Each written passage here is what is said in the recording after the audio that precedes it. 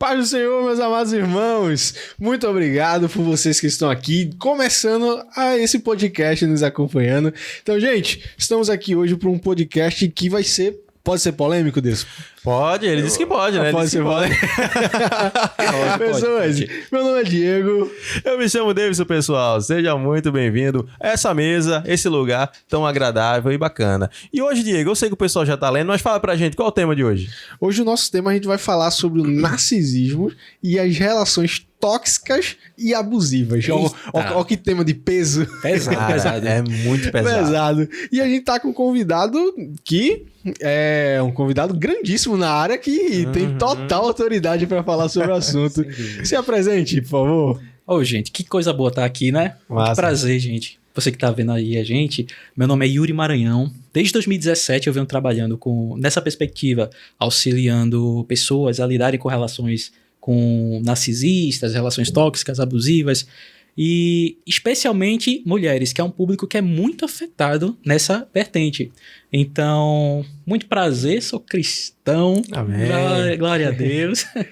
E a gente vai estar aqui conversando e debatendo também sobre esse tema, que pode chegar a ser um pouco mais polêmico, outros não. Tem alguns vespeiros, né, que a gente vai colocar a mão, talvez, enfim. Vamos lá, vamos nessa. Yuri, tu falou que tu é cristão, de qual igreja tu faz parte, qual a tua formação acadêmica? Pronto, muito bem. Eu sou membro da Igreja Batista Moriá, que está sob a presidência do pastor Alexandre Venâncio. Um abraço, pastor. Bem, sou psicólogo de formação, mas antes de ser psicólogo, eu também já tinha feito uma formação em recursos humanos e uma especialização em psicologia organizacional e uma formação em hipnoterapia. Ou seja, antes mesmo de ser psicólogo, eu já tinha essa vertente enquanto psicoterapeuta na área da hipnose clínica. E aí eu comecei a trabalhar, enfim, essa é a formação principal. Muito bom. Sabe, psicologia bota uns 4 anos, vem outro mais 4, né? O cara começou a estudar na faculdade com 12 anos, pessoal. 12 anos ele começou o trabalho dele aí, viu? Beleza. Ó, antes da gente iniciar, vamos fazer uma tarefinha de casa, bora? Tarefinha é com você, a última vez foi eu. Comigo? Tá, então vamos fazer a tarefinha. Pessoal, se você tá aqui, pelo amor de Deus, ajuda a gente, deixa teu like já no começo, porque tu confia no nosso trabalho, sabe que vai ser algo legal. Já deixa um comentário bacana aí pra poder ajudar a gente. Segue a gente nas redes sociais. Conteúdo quase que diário. Então vai lá na rede social, lá na Vertical, a gente pode falar o nome, o YouTube não deixa, né? Então vai lá na rede social da Vertical, segue a gente, acompanha o nosso trabalho, porque eu tenho certeza que você vai ser edificado. Amém. Amém? Amém. Ó, e também segue o Yuri, as redes sociais do Yuri vão estar aqui na descrição, beleza? Se quiserem, eu não sei, a gente não posta pouca coisa, mas se quiser, a nossa rede social também, pessoal, tá aqui embaixo. Segue a gente lá, pelo menos pra curtir uma foto lá, uma história, uma coisinha que a gente coloca, porque isso aí vai ajudando, beleza? E sempre, ajuda a gente em oração, beleza? Comecei isso aí no podcast passado e vou levar agora. Ajuda a gente em oração, ajuda a 95 em oração, beleza? Vamos Show lá. de bola. Yuri, a gente vai direto ao assunto que hoje a gente tem muita coisa pra falar. Simbora. Yuri, explica pra gente o que é o narcisismo. O que é narcisismo? Tem muitas formas da gente conseguir explicar, mas eu acredito que a mais didática é a gente remontar a origem histórica desse termo narcisismo. Quando a gente vai lá para a mitologia grega, a gente tem a história de quem? De Narciso, que era um jovem muito bonito, um jovem que tinha um apreço pela sua aparência e ele, num determinado momento da vida, ele se olha num reflexo na água e ele se apaixona por si próprio. E o que acontece? Ele acaba morrendo afogado por si só. Então, quando a gente leva para os dias de hoje, o narcisismo é aquela questão da pessoa que ela tem aquele ego inflado, ou seja, ela não tem tanta empatia assim, pelas outras pessoas, ela faz tudo para poder satisfazer seu próprio prazer em relação às outras pessoas. Não tem tanto como eu falei, não tem tanto de empatia. Geralmente não consegue se conectar a tantas pessoas. E assim, tem uma questão é que esse narcisista ele tem uma característica de manipular muito as pessoas à sua volta.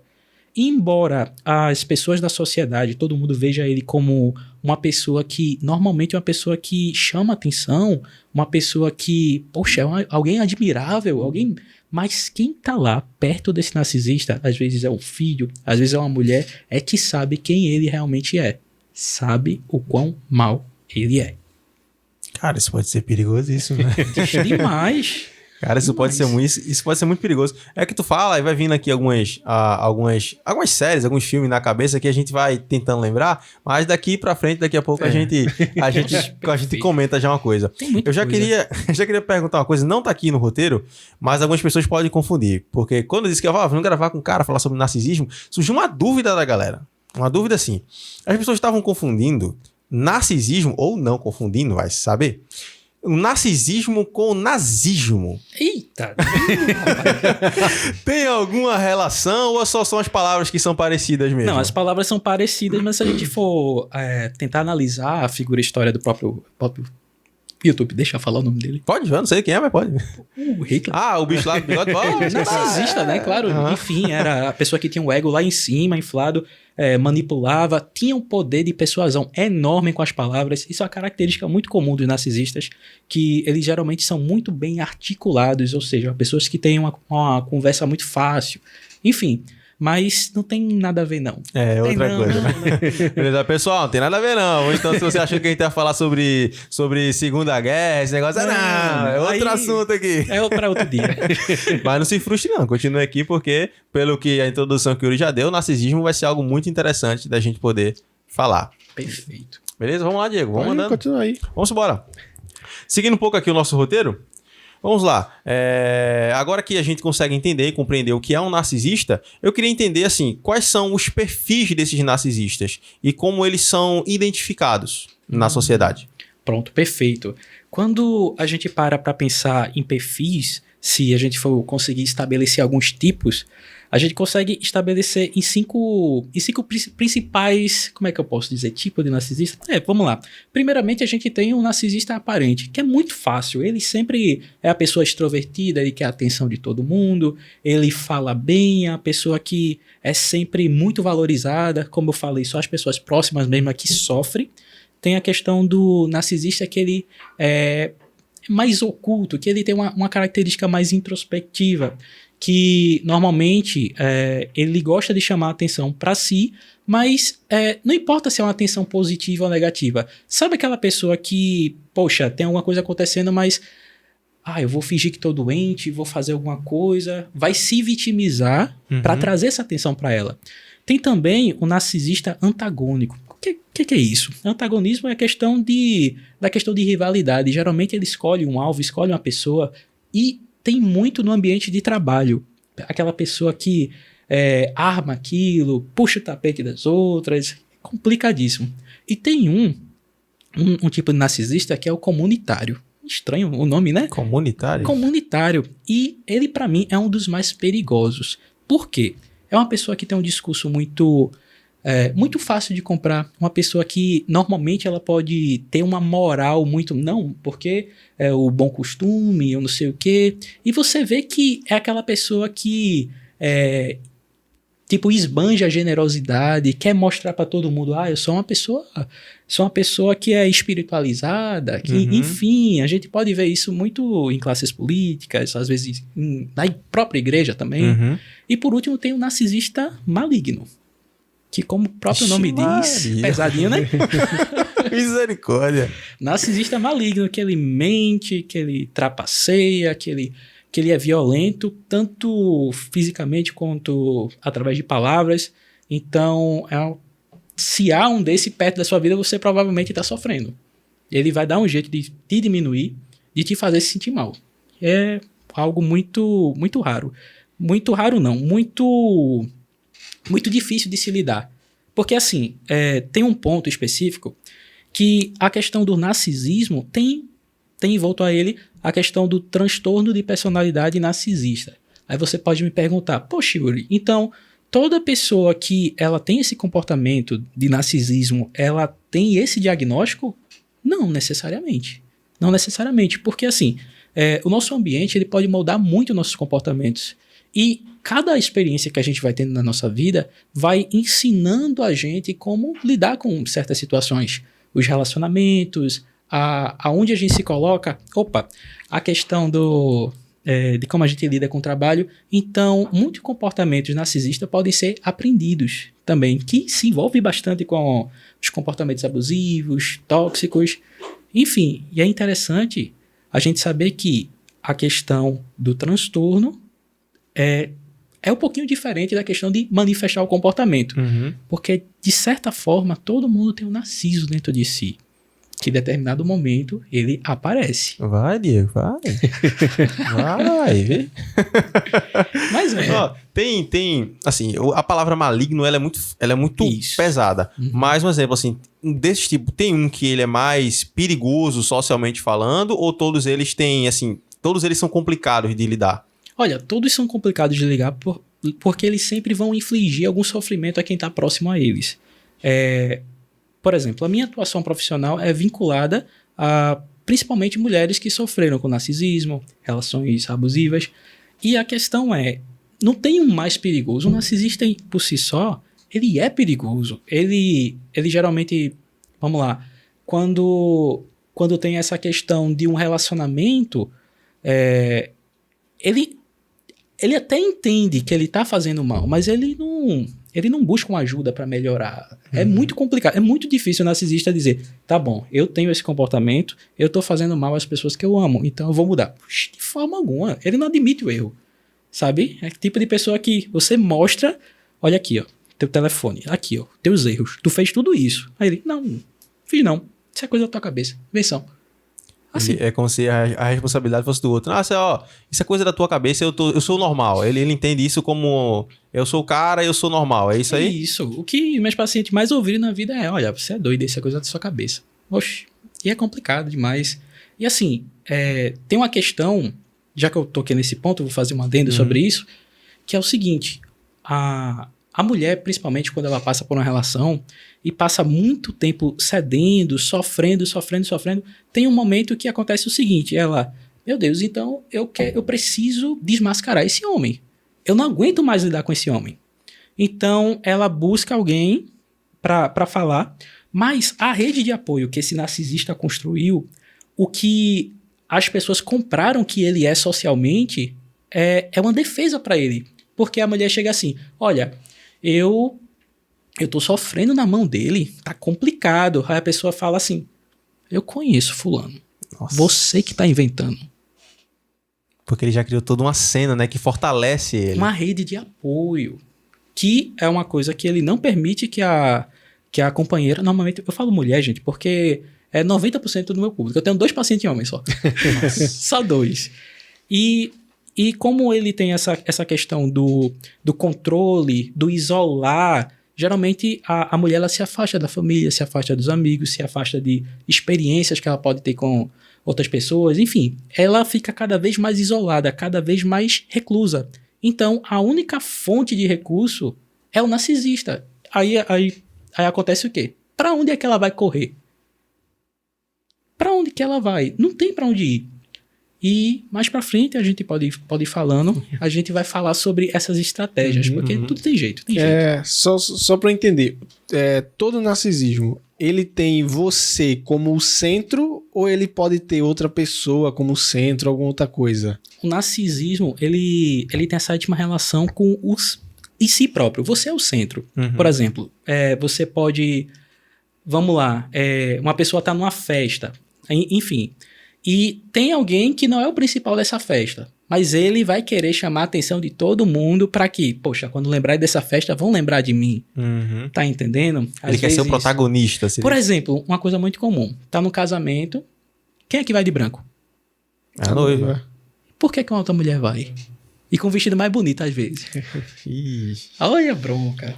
Tá entendendo? Porque quer realmente... Quer aparecer, quer ser lembrada, quer chamar a atenção para si. Porque é isso que alimenta o narcisista. Esse narcisista abusador, ele se alimenta tanto dessa percepção das pessoas, de tipo, poxa, todo mundo inflando esse meu ego, realmente eu sou isso, eu sou isso, eu sou isso. O problema é que tem uma coisa muito importante, é que esse narcisista, ele, por exemplo, se tivesse alguém aqui nessa sala, ele não ia querer pensar, não ia pensar assim, eu sou a pessoa mais inteligente aqui. Ele não quer ser a pessoa mais inteligente. Ele quer parecer a pessoa mais inteligente. Porque o que importa? A aparência. É perigosíssimo, cara. Ó, pra gente contextualizar isso mais na cultura pop agora.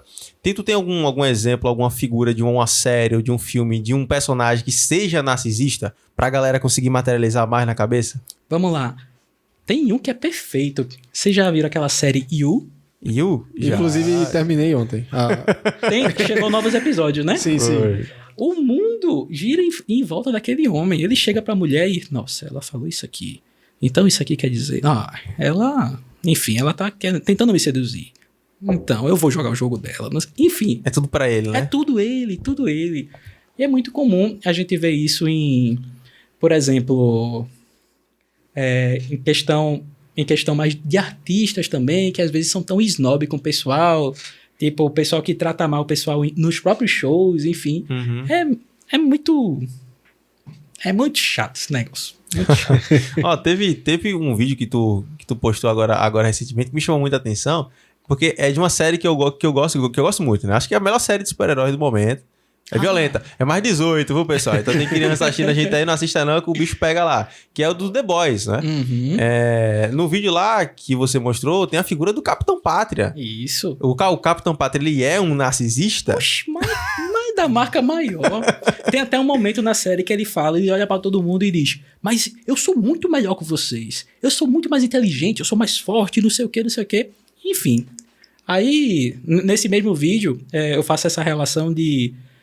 vamos lá. Tá, tem uma pessoa que ela sofreu muito, tá calejada, mas ela aprendeu as lições, ela entendeu que a questão é se fortalecer emocionalmente, se cuidar, para reconstruir a relação consigo mesma, para depois ela poder lidar com esse narcisista. Enfim, isso é um pouquinho do spoiler que a gente vai falando, mas sem dúvida, Capitão Pátria. Pô, cara, e é bem complicado. Tem uma cena em The Boys que eu acho que é da segunda ou da terceira temporada, eu não lembro, que tu tava falando, eu falei assim, né, a materialização que vinha na minha cabeça de narcisista, graças a Deus, assim, eu não enxergo tão bem, a não ser que daqui no final eu dizer, aquela pessoa era narcisista, eu não sabia. Mas vai ter bocado. Vai, né? Você vai olhar no meio de questão também, você vai ver, ih, rapaz. Mas, assim, vem muita série na minha cabeça. E veio a ideia do Capitão Pátria. Tem um determinado momento na série que ele se olha no espelho e que ele começa a conversar com ele mesmo. Eu até não sei se era pra parecer realmente com a ideia lá de narciso, mas, assim, é o Capitão Pátria, ele como uma criança, ele agindo como uma criança, falando, eu não consigo. E ele olhando pro espelho, e o espelho falando, não, nós somos muito bons, pare com esse tipo de coisa. Tipo assim, mostrando ele querendo ver aquela figura forte, só que, na verdade, ele era... por assim falar, me perdoe até a palavra, ele era um bostão. Ele era um cara assim, que ele sabia que ele era horrível, que ele era uma pessoa ruim, que ele não era nada demais, só que a figura que ele queria ver, que ele tava olhando ali naquele espelho, era um cara forte, era o Capitão Pátria, né? O homem mais poderoso do mundo, toda aquela coisa. Então, essa é a ideia de narcisismo? Todo narcisista é assim. Vamos lá. Tem duas formas principais, assim. Tem outras vertentes, outras coisas, mas como é que um narcisista, ele surge? O que é que acontece para ele... Puxa vida, eu vou me desenvolver, acordo um dia, sou narcisista. Não. Ou ele... ou ele nasce narcisista. Me dê esse peito aqui, o mundo é meu. Uhum.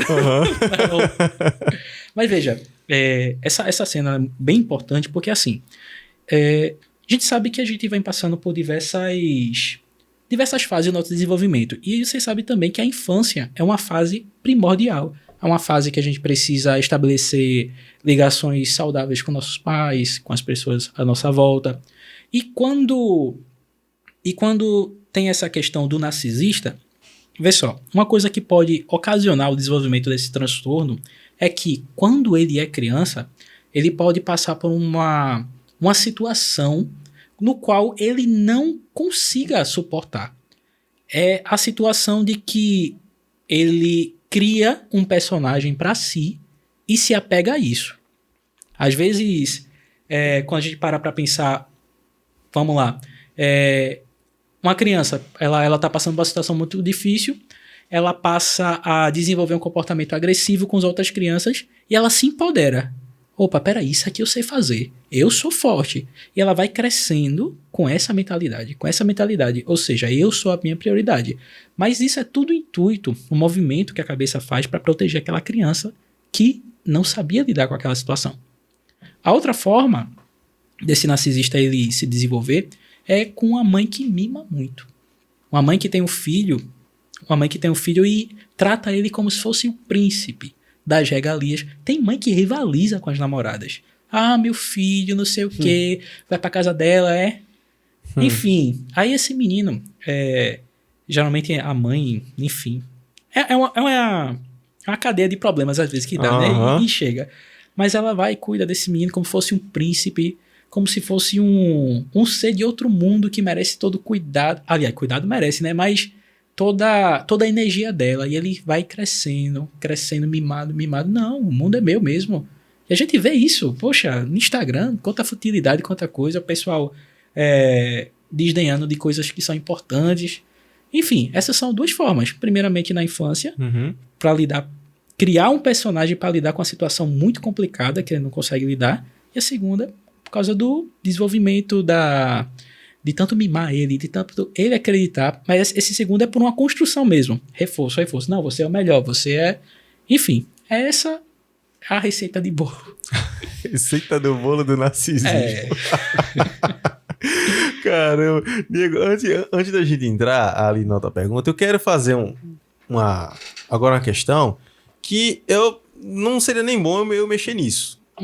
Mas eu vou perguntar porque a gente tenta gerar um diálogo. Certo. Tu já ouviu falar da rede Red Pill? Sim. Pronto. O Red Pill é esse grupo que, minha visão, certo? É um grupo que ele supervaloriza a masculinidade do homem. E ele coloca a figura do homem como...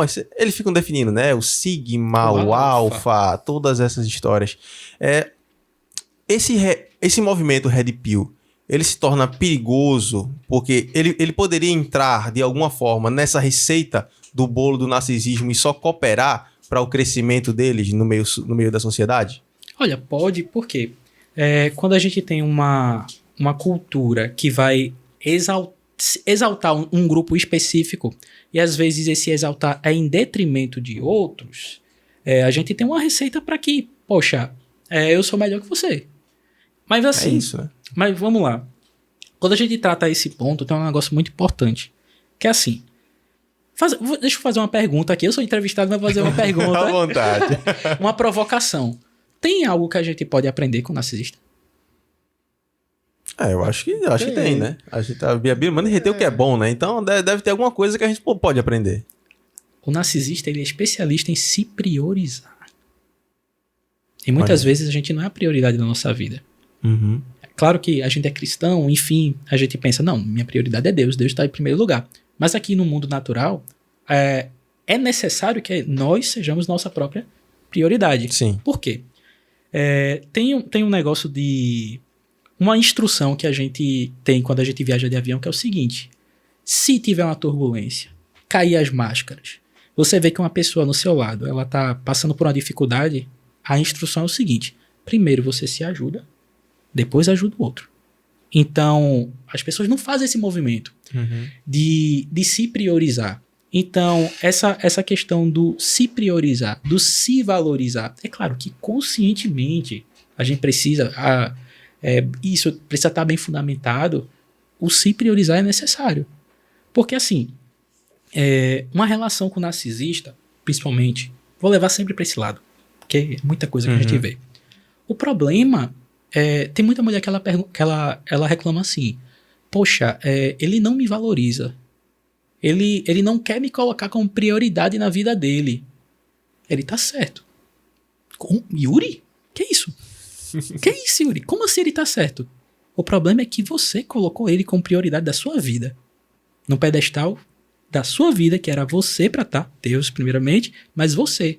Ou seja, você precisa se cuidar primeiro para depois cuidar de outras pessoas. Você não pode colocar uma outra pessoa para desempenhar o papel principal da sua vida. O problema é esse. Às vezes você tem uma expectativa muito alta e, enfim, a outra pessoa não vai corresponder a isso. E quando a gente fala de narcisismo, a gente pode aprender isso. A gente se prioriza.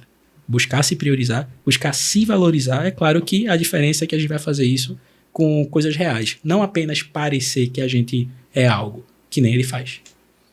Show. Tá muito bom, tá vendo? Nem foi polêmico. Foi tudo. Tá vendo? Foi tudo. Tá só começando. Foi tudo coerente, graças a Deus. A gente vai começar. A gente já entendeu bem todo o contexto. Muito bom, muito então bom. agora a gente vai começar a entrar no. Falar sobre relacionamento Sim. tóxico e abusivo. Perfeito. Deixa eu até ler aqui para eu falar certinho. O que podemos considerar como um relacionamento tóxico e abusivo? Porque tem gente que pode estar em alguma coisa que acha tóxico e abusivo, mas talvez nem seja. Ou que... Ou o contrário, né? Ou o contrário também. Pode achar que é tóxico e, na verdade, tá dentro dos padrões. Isso. Pessoal, tem algumas coisas que a gente precisa tomar muito cuidado na questão do relacionamento. Sabe um relacionamento onde a outra pessoa exige o tempo todo que você esteja em constante mudança? E não é nem coisa assim, não. Vamos cortar esse cabelo? Tem gente que tem uma característica que é engraçada assim, mas que é só dela. Tipo, ela ri diferente, ri alto, a outra pessoa... Ei, pô, corta isso aí. Sei. Corta isso aí, poxa, isso aí tá fazendo a gente passar vergonha. Por exemplo, um relacionamento onde tem uma pessoa que ela é acostumada a... Como é que eu posso? A depreciar o cônjuge em público. Sabe, a pessoa, ela tá com um grupo de amigos, aí faz uma piada maldosa com a própria esposa, aí faz todo mundo rir, inclusive ela. Sei. Isso é um comportamento tóxico abusivo. A questão de você querer saber o tempo todo onde essa pessoa tá, manda foto de agora. Tá aonde? Mas aonde? Tá com quem? Aí tá ligando uma chamada de áudio, aí clica no vídeo, né? Isso. Olha, vê só.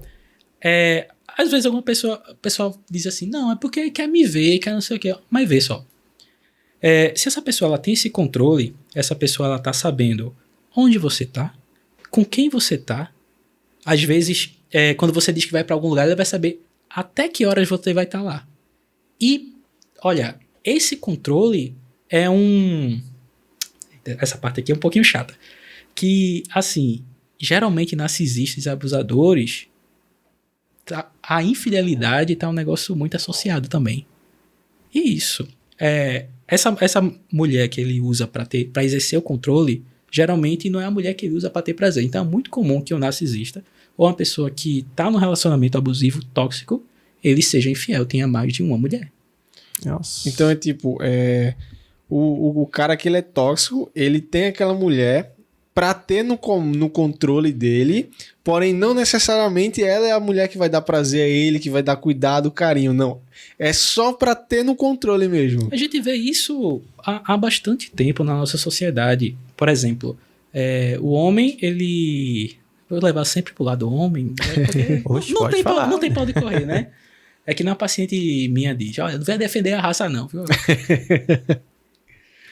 Mas vê, a gente teve sempre o seguinte, tem um homem com a mulher para chamar de sua, para procriar, para satisfazer alguma coisa, mas ele procurava o quê? Procurava bordel. Ou seja, tinha aquela mulher para exercer controle, mas ia buscar outra. Mas, vamos lá. Quando a gente para pensar nesses pontos, que são realmente sinais de alerta para a gente...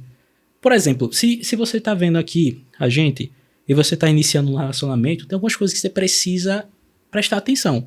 Por exemplo, como é que essa pessoa trata os pais, trata a mãe? Essa pessoa ela fica querendo controlar você, ela quer saber onde você está, ela quer lhe levar para os lugares. Ah, que lindo, ele quer me levar para todo canto, quer me levar para o trabalho, não sei o quê. Não, ele quer ter certeza onde é que você vai estar para exercer controle. Sabe? Essa pessoa, ela tem... tem um negócio, rapaz, que me dava uma raiva, que é o seguinte. O homem chegar pra mulher e falar assim, eu trabalho, fique em casa. Yuri, qual é o problema disso? Você trabalha, bota a mulher em casa pra cuidar dos filhos. E a questão da potencialidade da mulher, ela não pode estudar, ela não pode trabalhar, ela não pode se desenvolver também. Quando uma mulher aceita isso... ela tá se fechando às possibilidades de crescimento que ela tem. Ela, ele me ama e eu não vou precisar trabalhar. Que coisa boa, que coisa linda. Daqui a pouco tá ele com outra. Gente, mas essa mulher... Enfim, E até de certa forma ela fica dependente dele. Literalmente. Em tudo, em todos os aspectos, né? E olha, um dos primeiros pontos para uma dependência, para um relacionamento abusivo, ele acontecer, que nesse relacionamento abusivo ele tá envolto muito forte com a dependência emocional, é a dependência financeira. Quando, por exemplo, a mulher ela tem que pedir o tempo todo as coisas pro homem, tem que pedir. Vou para tal canto, dá dinheiro. É ruim dele dar, é ruim dela pedir, e isso tá ensinando algo para ela. Peraí, ele é minha única fonte, eu vou pedir para ele sempre. Então ela vai se tornando cada vez mais dependente, para tudo que ela vai fazer financeiramente. Ela se torna dependente. Em um momento, essa dependência emocional também vai acontecer. Porque, como eu tava falando pra vocês... Eita, paçoquinha. Aí chegou, tá vendo? Ô, glória. Já faz 30 minutos? Já? Rapaz, o negócio aqui vai render. Vai render. Mas tá bom, tá massa. Tá massa, né? Então, quando há essa dependência financeira, isso tudo vai evoluindo e surge a dependência emocional, que para tudo que a pessoa for fazer, ela vai precisar de uma validação. Por exemplo, validação para usar roupa, validação para, poxa, eu tava querendo tanto ir no shopping com minhas amigas. O que é que tu acha? Não, vai não, fica em casa mesmo. Assim, naturalmente ela começa a perguntar e pedir permissão pra tudo. Pedir permissão. Várias vezes, um comportamento tóxico, ele pode estar mascarado como forma de cuidado, carinho. Oxe, demais. A questão que eu tava falando pra vocês agora sobre... vamos lá. A mulher, ela é convidada pra ir pra uma festa com as amigas dela. Aí ele, pronto, vamos lá, eu levo você. Levo e trago no carro. Aí ela, não, ele me ama, né? Cuidado. Poxa, que legal. Mas quando que não tava falando pra vocês, ele vai saber onde você tá, com quem você tá, até que hora você vai estar.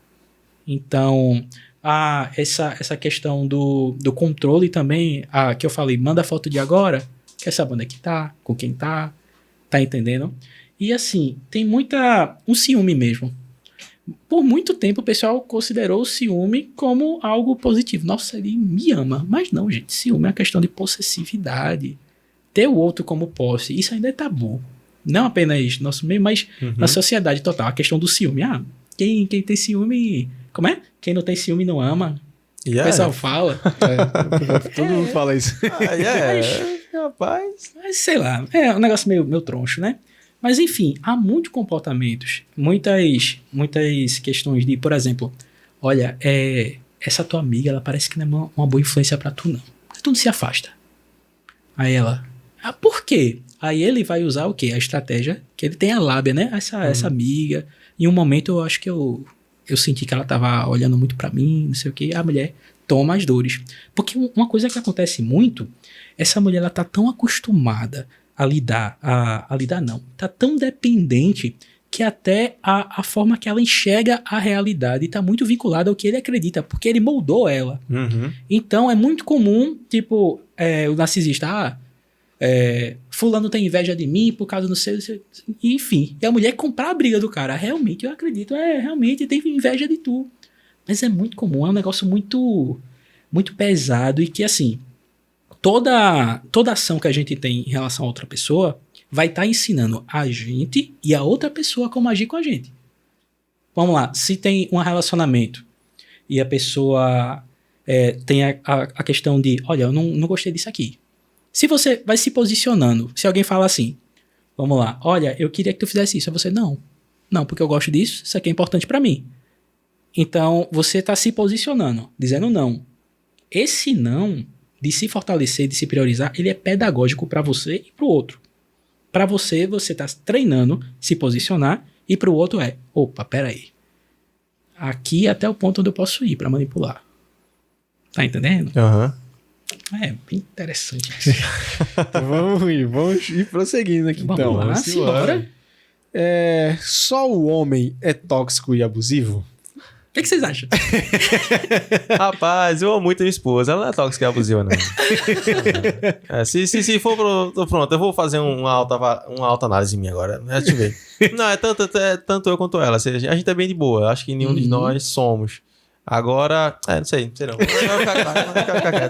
Amo minha esposa, te amo, meu amor. Já me declarei várias vezes, te amo, viu? Você não... tudo bem, eu sei. Eu vou parar de falar, Larissa. Tá, parei agora. Mas, realmente, gente, todo mundo tem um potencial para ser tóxico. Mas vê só. Essa percepção de, uma pessoa é tóxica, outra não é, ela vai aparecer muito se você tem esse tipo de conhecimento. Como assim? Se você nunca se aprofundou a estudar narcisismo, nunca se aprofundou a estudar relações tóxicas, você não vai conseguir identificar. Mas vamos lá. Uma coisa que muito de nós homens, eu vou falar mais no contexto geral, acredita que é uma demonstração de amor, mas é algo abusivo. Tá mais raro hoje em dia, mas a gente ouvia algumas notícias de mulher ir no trabalho do cara, fazer escândalo, ir atrás dele, mulher brigar, sair, gritando. Não, é doida, mas me ama. O cara dizia, não sei o quê. Oxe, essa mulher me ama pra ir, como é doida por mim. Mas é um comportamento tóxico, possessivo. Aí, vou fazer uma brincadeira aqui, né? O cara quer ir jogar bola com o pessoal, aí... Não, vai não. Aliás, ela fala assim, vai? Aí ele... Tá certo, eu vou ficar. Aí ele vai perguntar, não sei o que, ela... Tu não falou assim, não, foi? Aí, não, você não falou assim. Acontece. Eu não sei se tem alguém aqui nessa sala que a esposa proíbe jogar bola. Tem não, né? Tem não. Mas acontece. Aqui é tudo tranquilo. Glória a Deus. Então a mulher também, ela pode ser... Pode sim. Porque assim, da mesma forma que o homem tem essas estratégias pra controlar, pra manipular, a mulher também tem. Ou seja, vamos lá, às vezes tem um cara que tem uma amizade e ela... Da mesma forma que eu tinha falado lá, não gostei desse fulano, isso aqui. Às vezes o cara tem a pessoa que tem muitas amigas, não gostei, fulano, não sei o quê.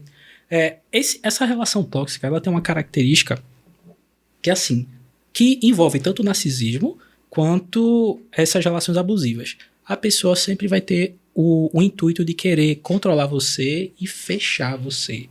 Afastar de todo mundo. Afastar de amigos, afastar de família, afastar de atividades. A pessoa tóxica vai querer que você seja a única pessoa da vida dela que é o recurso. Tipo, quer alguma coisa, vem falar comigo. Quer alguma coisa, eu. Não sei o quê. Quer falar com alguém, fala comigo.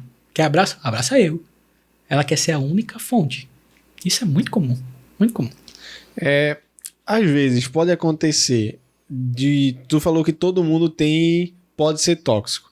Às vezes pode acontecer da gente ter uma atitude tóxica involuntariamente, mas não necessariamente eu sou tóxico por causa disso.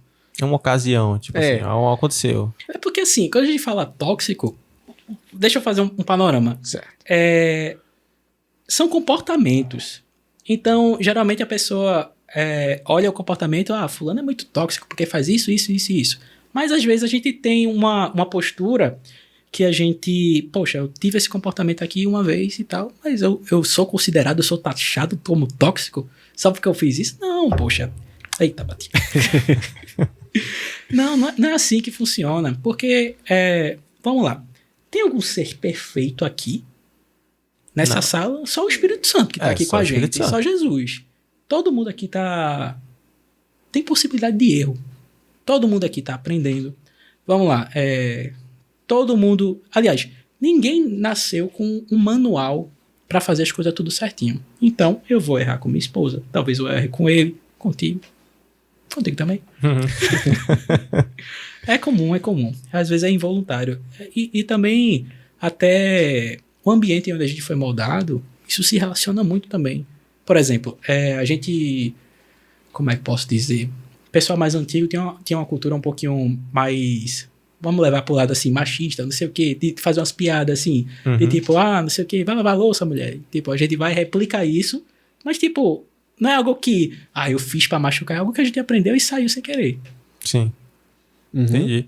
Pronto, deixa aproveitar de fazer aqui uma pergunta, porque tu falou que 90% dos teus pacientes são mulheres. Uma dúvida que eu tenho assim, tu acredita que pode ser que, na verdade, existam mais homens que sofram com pessoas narcisistas, só que talvez por uma pressão da sociedade, eles não expressam isso de maneira mais evidente, até por essa ideia de machismo, dizer, tem uma mulher me dominando, talvez o homem que sofra mais com isso, ele se esconde mais, porque talvez essa pressão da sociedade vai pegar mais ele? Hoje, sem dúvidas, porque se a gente parar para pensar, tudo que for negativo em relação a uma mulher sempre vai dar uma repercussão maior. Por exemplo, mulher agride namorado, não sei o quê. O pessoal, na rua mesmo, o pessoal ri. Tinha até um experimento social que fazia isso. Olha lá o bestão apanhando da mulher. Aí, refizeram o experimento do cara incitando que ia bater nela. Aí um bocado de gente, eles queriam linchar o cara. Ou seja, há uma pressão social, sim. E quando a gente para pensar, há muita gente que sofre. Eu tinha falado para vocês que às vezes eles acham que é amor também, a questão da possessividade, a questão do ciúme potente mesmo, ele acha que é normal, essa mulher me ama. Mas enfim, e aproveitando essa dúvida, eu vou compartilhar uma dúvida que o pessoal me fizeram essa pergunta, né? Yuri, tu trabalha muito com mulher. Beleza, é o seu público, é o pessoal que você atende por ter passado por relações abusivas, com narcisistas. Aí a pessoa perguntou assim, mas tu é homem, pô. Por que o teu trabalho, por que tu não foca em educar homens para que isso não aconteça? Aí eu parei pra pensar assim, mas não é fogo, nem fazendo certos negócios, o pessoal não. Pois, o pessoal reclama de tudo. Mas enfim, vamos lá. Tem algumas coisas que explicam de por que só atender mulheres e por que chegar mulheres para atender. A primeira acho que é a minha figura, não sei. Desde sempre, até no ensino médio, na faculdade, é sempre um grupo de mulheres assim. Eu não sei por quê. Mas na primeira faculdade era eu, outro irmão e mais um grupo grandão de mulher. Aí na faculdade também. Na faculdade de psicologia que eu conheci minha esposa, um bocado de gente. E também é que assim, eu sempre tive uma predisposição a ouvir as pessoas bem, a escutar bem. Não era apenas aquele amigo que escutava e depois dizia, pô, tenso, né, velho? É complicado. Não, mas Deus tá na causa, pô. É processo, né? Não, a minha escuta era o seguinte, tá bom, mas e aí, baseado nisso aí, tu vai fazer o que agora? Não é diferente? Uhum. Ou seja, eu sempre tive essa predisposição.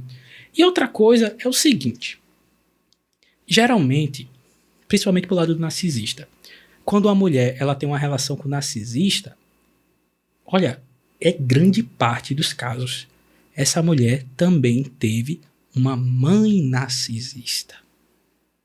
Uma mãe narcisista no qual essa menina, era o alvo. Era o alvo de infligir dor, de machucar, de minar a autoestima. Enfim, quando a gente entende...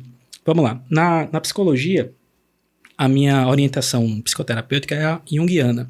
E ele tem um negócio específico que é o lado masculino e feminino. Ânimas e ânimos. A ânima, a questão do cuidado, do feminino, do afeto, do zelo, do carinho, é o lado feminino, que a criança, a mãe, enfim, aprende com a mãe. Aprende com a mãe. E o pai, com o pai é o ânimos, que você aprende a questão de potência, do realizar, do empreender, do fazer. Mas vê, essa mãe aqui, ela tem um problema com a filha. Ela rivaliza com essa filha. Ela mina a autoestima dessa filha. Então, o que essa menina poderia ter aprendido com a mãe dela em relação ao cuidado, em relação a carinho, em relação a afeto, fica faltante. Essa questão faltante. Então, mães narcisistas, elas vão criar, principalmente filhas, dependentes emocionais. E uma pessoa dependente emocional é muito simples de identificar, principalmente por narcisista, porque é como se fosse uma presa fácil para ele. Então ele vai nela. Porque, às vezes, uma mulher, ela tá num relacionamento ruim, termina o relacionamento e arruma um cara igual ou pior. Por quê? Porque ela não se curou das feridas de tudo isso que construía ela. Ou seja, às vezes é algo com a relação com a mãe, que impede ela de se conectar realmente. Enfim, essa questão de cuidado e autocuidado consigo própria, isso não tá bem estabelecido, sabe? Então, é por isso que eu gosto de atender mulheres. E também é o que mais chega pra mim. Vê só. É a demanda também, né? E outra coisa, poxa, eu me coloco lá na rede social, não vou falar o nome, eu peguei aqui, não foi avisado não. Mas vê, eu me coloco lá como um especialista em narcisismo e relações abusivas. Um abusador narcisista vai chegar pra fazer terapia comigo? Vai nada. Oxi, eu vou desmontar o cara e o cara, hoje não. Não, rapaz. Porque assim, como eu tava falando pra vocês, é muito complicado dessa pessoa reconhecer que ela precisa ajuda. De ajuda, reconhecer que ela, eu preciso disso aqui, eu tô machucando as pessoas à minha volta. Não, narcisista não é assim. Ele, tô machucando as pessoas à minha volta, tranquilo, eu sou minha prioridade, eu sou top, show. Isso é uma bronca, hein? Matheusão, cara, bota um liquidinho aqui pra gente já começar a ir pra próxima etapa já com vontade. Cara, mas assim, conforme tu vai falando, eu vou identificando, é porque eu não posso citar nomes aqui, talvez no off, depois eu vou ter uma conversa gigantesca com o Diego com relação a isso, mas tu vai falando uma coisa e vai vindo aqui algumas cenas aqui na minha cabeça de coisas que realmente são bem complicadas, assim, de pessoas que realmente são... Eu vou querer um pouquinho de água. Água mesmo. De pessoas que são dependentes, assim, de uma forma que na hora que a gente passa, a gente fala, rapaz, é mesmo. Tudo aquilo que aquela pessoa faz, ela pede permissão. E a gente sempre imaginou como, é um respeito, é uma honra, né? Principalmente nós, cristãos, estamos dentro da igreja, tem essa ideia de que, por exemplo, toda a liderança do homem, então a mulher tem que honrar em todos os sentidos, ela merece, tudo bem, dentro do relacionamento se merece respeito. Só que esse respeito, na minha opinião, ela tem que ser mútuo, né? Então... só que vem, ele é meu varão, ele é meu marido, então tudo eu peço a ele, até roupa, assim, eu peço a permissão dele para poder comprar uma roupa, eu peço a permissão dele, olha, eu visto, olha, não, eu preciso de você para provar a roupa que eu tô usando. Então, isso é um relacionamento abusivo, não é? De certa forma. Porque... Cara, isso é bronca, velho. Vai mexer no vespeiro agora? Oi? Vamos começar. Vamos começar. O nome do vespeiro é Relações Abusivas no Meio Cristão. Isso é complicado. Deixa eu fazer uma pergunta pra você. Você conhece alguma senhorinha? Eu vou falar senhorinha, primeiramente, porque uma senhorinha que sofreu 20, 30, 40 ou até 50 anos na mão de um cara que maltratava ela e era crente. Já ouviram alguma história assim? Já. É raro? Infelizmente já. Não. Infelizmente não.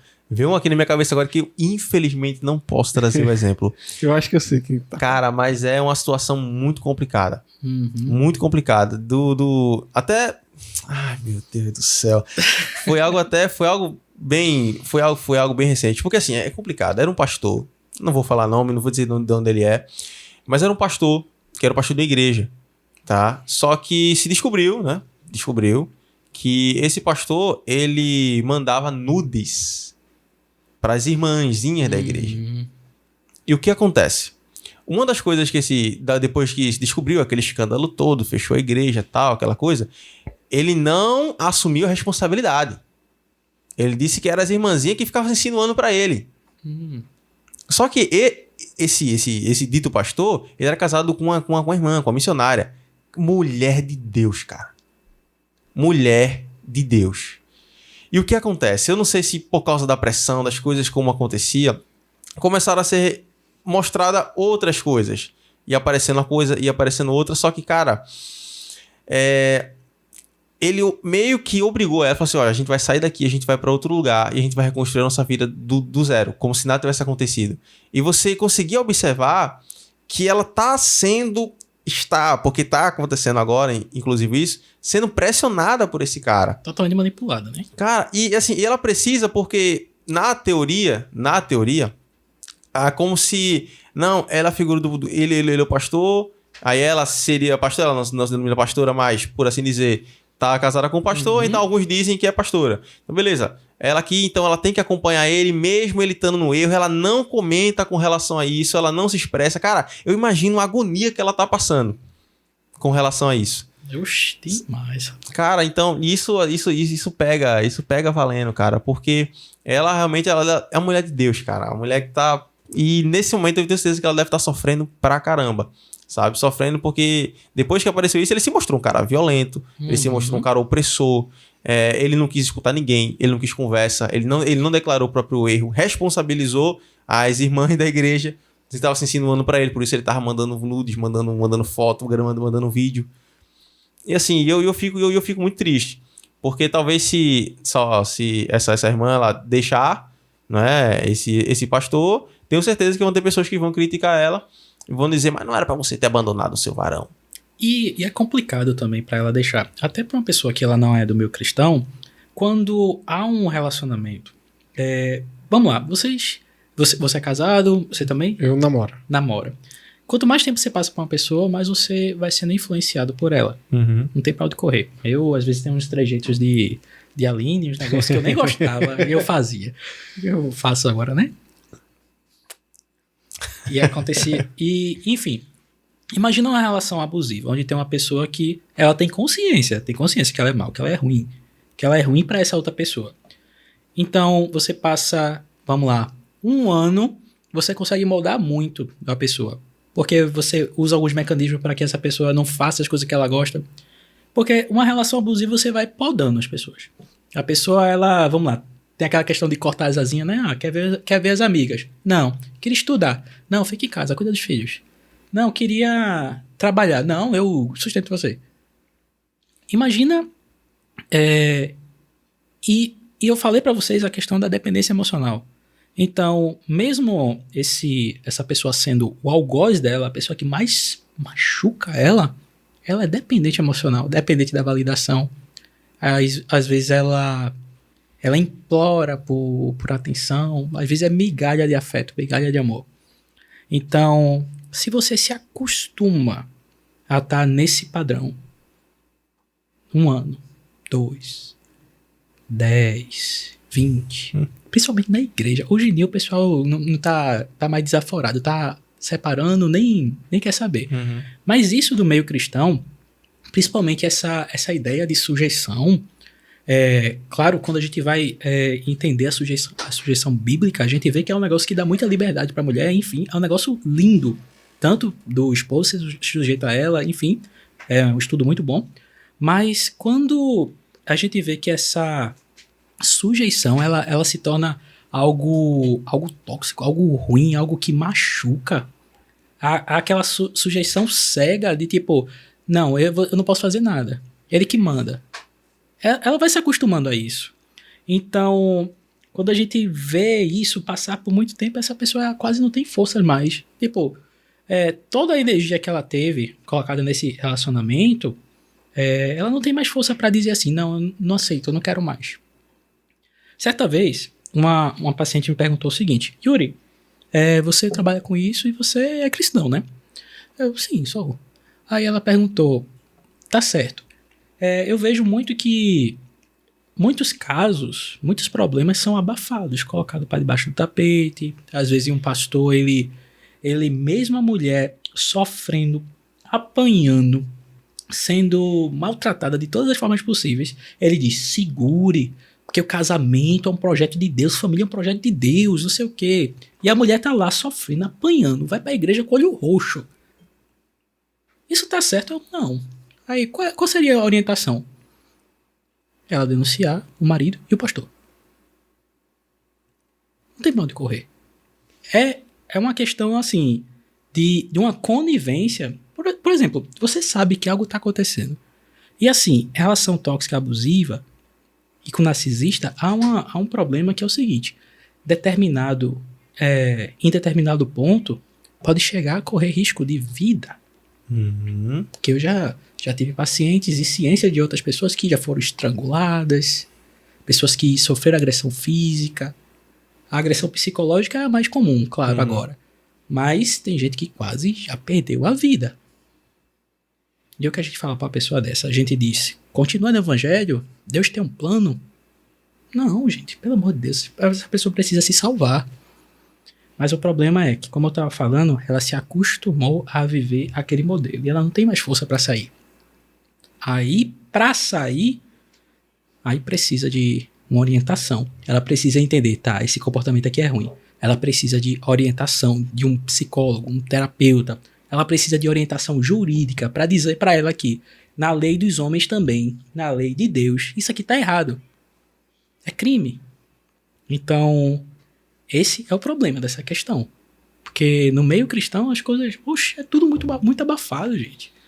Muito abafado. Cara, porque eu até entendo por causa da questão que não se pode escandalizar, expor, mas, minha gente, pelo amor de Deus, vocês têm aqui alguma mulher que vem sofrendo agressão dentro de casa e acha que isso é normal porque ele é o varão, eu sou sujeito a ele. Não, isso tá errado, agressão é errada, a Bíblia proíbe isso. A Bíblia fala como ele deve amar a mulher, deve respeitar a mulher. E, se possível, o homem tem que dar vida pela mulher. Não tirar. Exatamente, não tirar. Então, olha, não se acostuma com isso. Sério, violência contra a mulher é algo muito sério. Isso precisa ser... Eu concordo, eu tô com o Yuri, denuncie. E se você falou isso pra alguém e a pessoa disse, não, você tem que aproveitar a fome que você escolheu pra sua vida, denuncie essa pessoa também. Porque, assim, não faz sentido. Porque, às vezes, eu entendo, até desculpa, tá falando muito, mas isso é um assunto que me revolta bastante, porque as pessoas pegam a Bíblia, pegam a palavra de Deus e querem usar como argumento para justificar a própria violência, para justificar o ato de, eu sou alfa, então pronto, eu vou poder pisar na mulher. Não é pisar na mulher, não, cara. Nunca foi sobre isso, a Bíblia nunca ensinou isso. Então eu fico muito chateado com, infelizmente, hoje, graças a Deus, a informação, ela tá mais acessível, ela facilita bastante isso, mas eu percebia, assim, por relatos principalmente, né, que antigamente, né, lá nas igrejas, cara, era muito assim, o homem manda, a mulher obedece. E a mulher é zero autonomia, não tem autonomia. Tudo é o homem, tudo que eu faço é o homem, tudo que eu faço é o homem, e ficam buscando argumentações bíblicas. Eu não encontro. Pode ser que tenha. Se você tiver diversas argumentações para dizer que o homem manda e a mulher só obedece, tranquilo, cara. Mas assim, eu não acho isso positivo, não. Tá? Acho de forma alguma, porque isso tudo... E, infelizmente, no nosso meio cristão, isso é um problema que ele tá nas entranhas já. É de muito tempo que isso tá. É claro que, como você falou, hoje em dia as informações estão mais acessíveis para que o pessoal possa se conscientizar para identificar, por exemplo... Identificar logo no início, peraí, esse cara ele tá agindo meio estranho. Essa mulher tá agindo meio estranho. Peraí, isso aqui tá meio diferente do relacionamento que Cristo sonhou pra mim, né? Eu acho, né? Meu Deus, porque, pelo amor de Deus, que aí você vê grito, às vezes manipulação emocional, que é algo muito comum mesmo. A questão de diminuir você em público, de invalidar as coisas que você fala, às vezes em público, tipo, tu fala um negócio aqui pra mim, ó, não é assim não, é assim, ó, não sei o que. Isso aqui diminuir ele. Tá entendendo? É muita coisa, há muitos sinais. Se você puder, presta atenção, moça, rapaz também. Se você puder ter um tempinho não, você é jovem, você tem tempo sim, peraí. Estuda sobre isso, veja que comportamentos vão configurar um relacionamento abusivo, uma relação tóxica, com narcisista, porque a partir dessas informações você vai se empoderar, você vai olhar, opa, isso aqui não tá certo nem na lei dos homens, nem na lei de Deus. Então, você pode se proteger sua vida literalmente. Vamos lá, Diego, mano. Vamos prosseguir. Tudo percebe, toda vez que fala sobre isso, eu fico revoltado. Eu fico revoltado. Toda vez eu fico. Eu não gosto não. Como que se aproveita de mulher. É uma pergunta que eu vou explicar. Dizem que meu namorado/namorada é tóxico, mas eu não vejo isso. Devo confiar na outra pessoa? Todo mundo diz que eu sou de um relacionamento tóxico, mas a pessoa que está nesse relacionamento não vê isso. E aí? Vamos lá. Se você está se envolvendo com uma pessoa e você não tem informação do que é um relacionamento tóxico, do que é uma relação com um narcisista, se você não tem esse parâmetro para avaliar as suas amizades, os seus relacionamentos, você não vai identificar que é uma pessoa tóxica. Por quê? quando a gente se apaixona, quando a gente tá conhecendo alguém, é o momento da gente tá mais besta, gente. A gente não vê defeito, não vê nada. O cara pode pintar e bordar, pode até bater e você vai gostar. Ó, pesado. Cancele não, gente, peraí. Oxi, mas vê. Então, nesse momento, você não vai conseguir ver esses comportamentos. E se alguém disser, não, é não. Porque assim, se você tá envolvido emocionalmente com alguém, foi pegado pelo coração, alguém fala mal, você sente que essa pessoa tá falando de você também. Aí você se sente ofendido. Não, fulano não é assim não, sai daqui. Você não quer no meio da gente, você quer colocar terra no meu relacionamento. Uhum.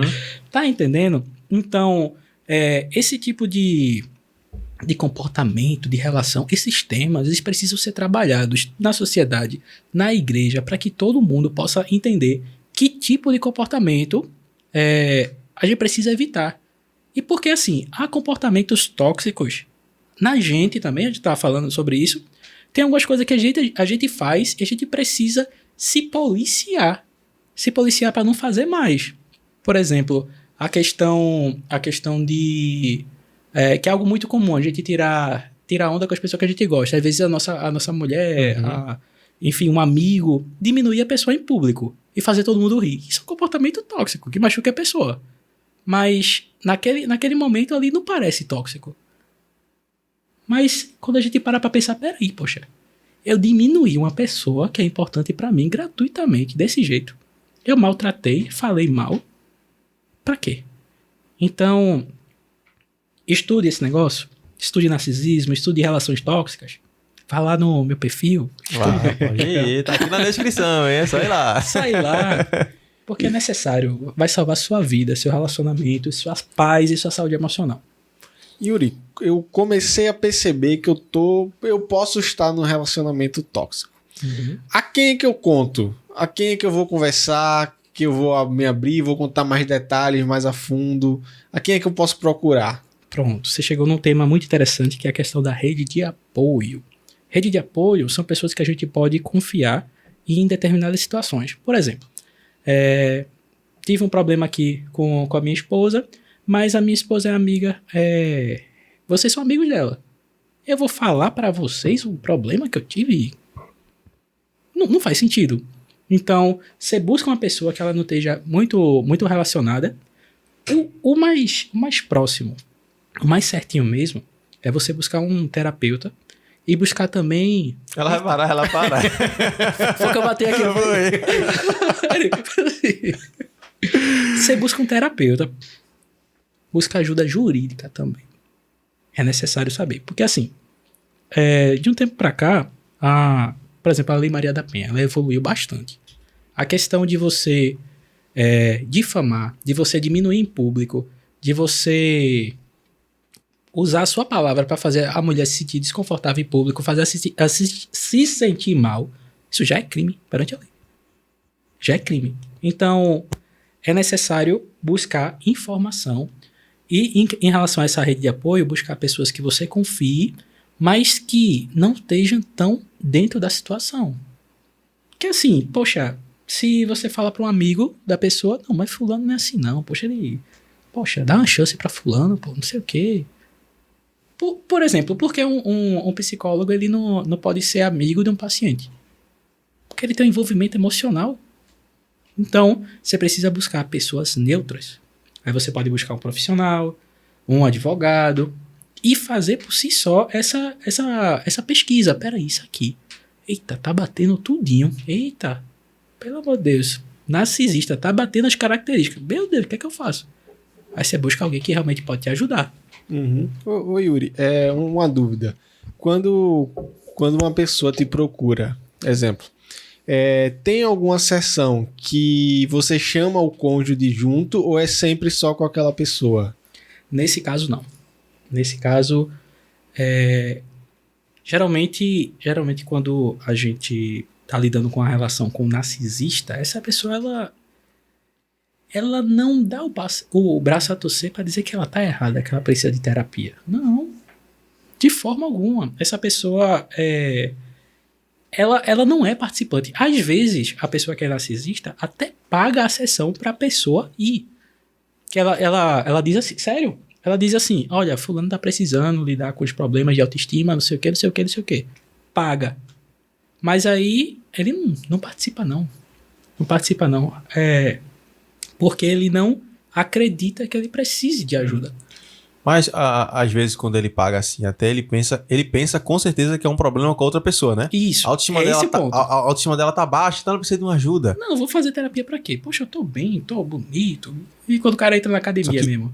Oxe, aí que eu nasci. Ih, ó, a gente entrou na academia agora, hein? Vamos prestar atenção nisso aí. Não, daqui a pouco vocês estão no espelho. Rapaz, tem um cara aqui nessa sala aqui que posta foto todo dia lá quando tá na academia. Eu não vou dizer que é, não. Opa, tudo bom? Matheus. Mas Matheus tá cortando a câmera, tá, pessoal? Não falei por causa disso, não. Porque eu vi ele aqui e tá cortando as câmeras aqui, tá?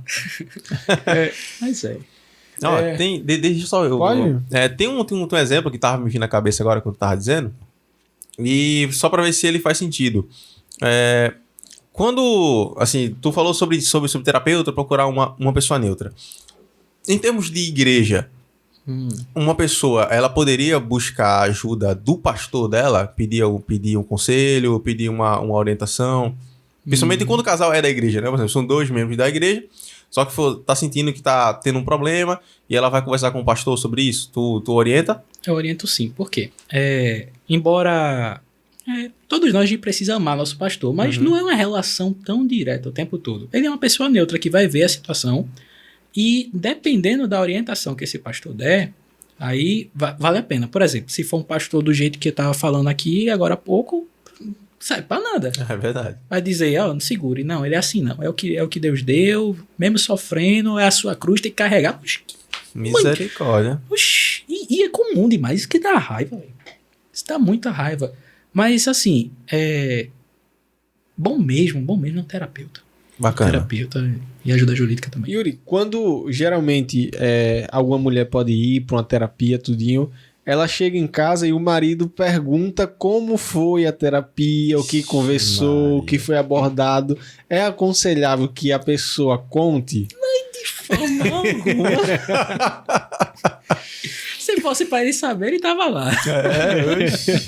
Mas não. Até porque eu tinha conversado com vocês que eu também trabalho com hipnose clínica. Sim. E a hipnose clínica é algo que a gente consegue trazer uns recursos internos muito bons mesmo. Então, muito provavelmente, depois dessa primeira sessão, essa mulher ela já está muito mais antenada para algumas coisas. A gente já tem trabalhado alguma forma de acessar os recursos internos para ela se sentir melhor. Ela já entende alguns comportamentos desse marido, já entende algumas formas de se priorizar. Desde o primeiro momento, eu já mando material para ela, isso aqui, isso aqui, isso aqui, isso aqui, isso aqui. Tá comprometida? Tô, simbora. E assim o progresso acontece. Certo. Legal. Vamos prosseguir que o tempo tá correndo muito rápido hoje. Yuri, a gente... Vai bem devagarzinho pra ele comer. Né? A gente fez todo o processo. A gente fez o início do relacionamento, meio, como descobrir, tudinho. Descobri que eu tô num relacionamento tóxico, eu não aguento mais e quero sair. Como é que eu consigo sair? Tu falou que é muito difícil sair porque tem aquela dependência emocional, tudinho. Como é que eu consigo sair disso? Vamos lá. E é possível sair? É possível sair? É possível, mas demora um certo tempo. Por quê? Vamos lá. Se a pessoa ela passar... Vamos lá. Tem esse relacionamento. Considerando que esse relacionamento, essa mulher, ela tá muito... Ela não tem uma rede de apoio, ela não tem pra onde correr. Então, poxa, ela não estudou. Ela não trabalhou. Ela não tem uma fonte de renda pra... Peraí, deixa eu... Não. Então, o primeiro ponto é o seguinte. Como a gente não consegue trabalhar o financeiro, que não tem como. Tipo, você é totalmente dependente. Então, aí mesmo, nesse mesmo contexto, a gente vai trabalhar o nosso emocional. Por quê? Esse trabalho com o emocional vai ser a base para que ela possa florescer todas as áreas da vida dela. Então, se a gente entende que a relação com esse narcisista machucou a autoestima dela, as crenças de capacidade dela, do que ela pode fazer, as crenças do que ela acha que merece na vida. Tem mulher que sofreu tanto que, não preciso não, quero mais não mereço isso não. Então, a gente vai primeiro no emocional, a gente trabalha esse emocional a partir de práticas de autocuidado e busca se fortalecer emocionalmente. A partir desse momento, aí que a gente vai começar a entender como se posicionar perante um narcisista ou perante um abusador. Quando a gente para pensar nesse processo, a gente mata o narcisista e o abusador de fome. Como assim? De fome. Tranca ele numa sala e deixa ele ir lá. Não faz mais comida pra ele? Não é isso não. O abusador narcisista, ele vai se alimentar da sua fragilidade. Ele vai se alimentar. Ele normalmente sabe os gatilhos que fazem você perder a sua estabilidade emocional. Porque foi ele mesmo que botou, então ele sabe. Então, a gente se fortalece emocionalmente para que ela consiga manter a estabilidade desse emocional e que ela consiga cada vez mais, como eu posso dizer, reconstruir essa relação consigo própria, se priorizando, e a partir desse momento ela não vai mais demonstrar essas fraquezas, essas forças para ele, porque o narcisista ele é de aparência, ele precisa ver que fulano tá do meu lado, isso aí, bem embaixo, sofrendo, machucada. Então, se ele não tem isso, a gente fica doidinho. Uma pessoa que se alimenta de atenção, se alimenta da dor dos outros, se ela não tem isso, a gente fica doidinho. Aí, a partir disso, é que ela vai começar a buscar estratégias para, vamos lá, vamos buscar um emprego, vamos buscar outras coisas. Oxi, tem pacientes aqui que estavam numa relação, 9 anos parada, a gente fez um trabalho, um processo, ela arranjou um emprego, tchau, cara. Tchau. Porque assim, é muito comum que a pessoa entenda que está numa relação narcisista, mas ela não tem condição de sair. Nem emocional, nem financeira. Então a gente cuida do emocional, depois cuida do financeiro. Pra ir embora.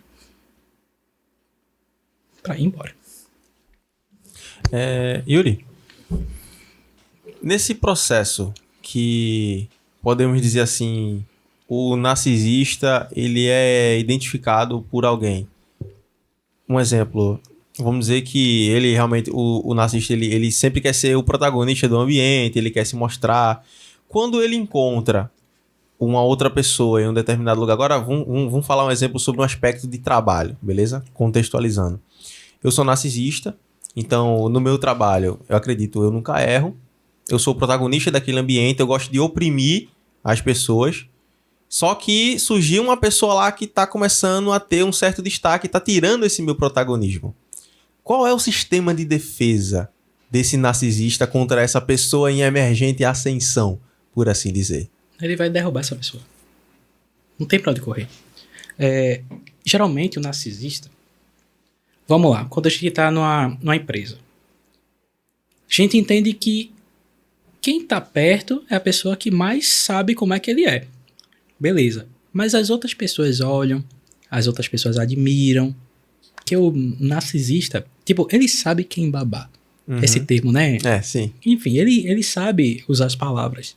Então, tanto no trabalho, quanto na escola, até na igreja, na esfera pública também, ele vai criar essa rede de apoio. Lembra quando eu falei de rede de apoio, da pessoa que sofre? Mas ele também cria uma rede de apoio para se proteger. Então, ele vai começar a colocar na mente das outras pessoas algo para... Deve ser fulano, olha, acho que ele tá querendo alguma coisa. Tá querendo fazer algo aqui diferente. Ele vai colocar a ideia na mente de quem pode derrubar esse fulano. Às vezes ele não é, tipo... Às vezes tá no mesmo nível, às vezes tá embaixo, às vezes é uma outra pessoa. Então ele vai tentar puxar o tapete dessa pessoa. Indiretamente. Por quê? Porque nas aparências ele é alguém incrível. E o que pode acontecer é ele lhe tratar bem na sua frente e você admirar ele tá aqui, ó, puxando seu tapete. Caramba. Tipo assim, ele começa sem Então, na frente ele é legal, mas por trás ele fica alimentando, falando mal de você, pra querer realmente tirar aquela credibilidade que você tá começando a criar naquele ambiente. Isso. E não é um falar mal, às vezes, direto, de, eita, fulano é assim, assim. Eita, olha, pensa que fulano chegou mais atrasado hoje. Oxi, rapaz, é a 4ª vez já, né? A pessoa, é mesmo?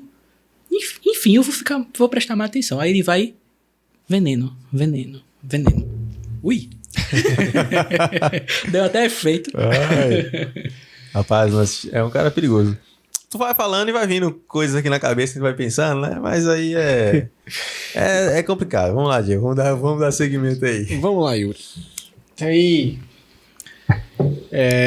não sei o dia que você vai estar assistindo esse vídeo, porém hoje é dia 18 de março,